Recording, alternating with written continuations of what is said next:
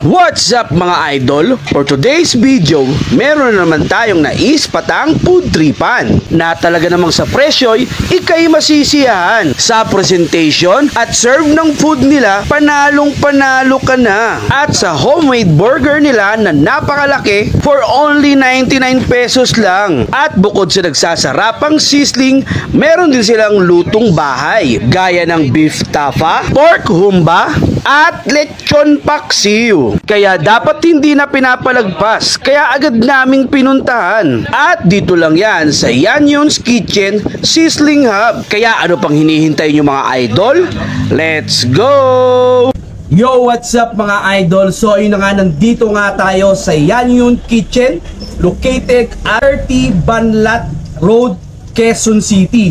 Grabe mga idol ang hinanda sa ating food trip for only 99 pesos.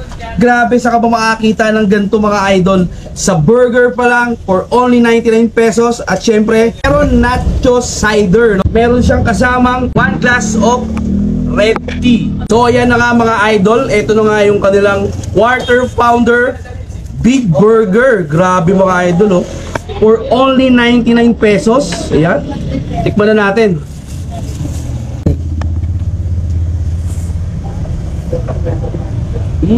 Wow, grabe mga idol, napaka-solid nun. Yung patty, napaka-tender, napaka-juicy, at lasang-lasa mo yung pagkabit.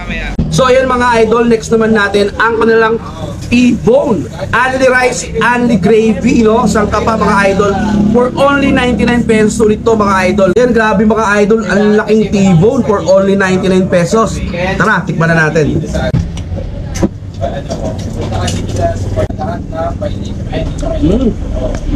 Wow, grabe yung pagkatibon, malambot. Siyempre yung gravy, ang sarap din mga idol, no? At ang next naman natin mga idol, ang kanilang roast beef sizzling plate. Yan, no? 3 pirasong roast beef mga idol for only 99 pesos ulit. Yan, no? Solid na solid. Tikman na natin mga idol. Yan mga idol, no? Muusok-usok pa.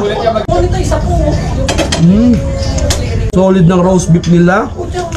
Masarap. Misiksik hanggang loob, no? Mga gustong tumikim ng food trip dito sa Yanyong Kitchen, open sila 8 AM to 10 PM. Kaya sugod na mga idol. Bye-bye!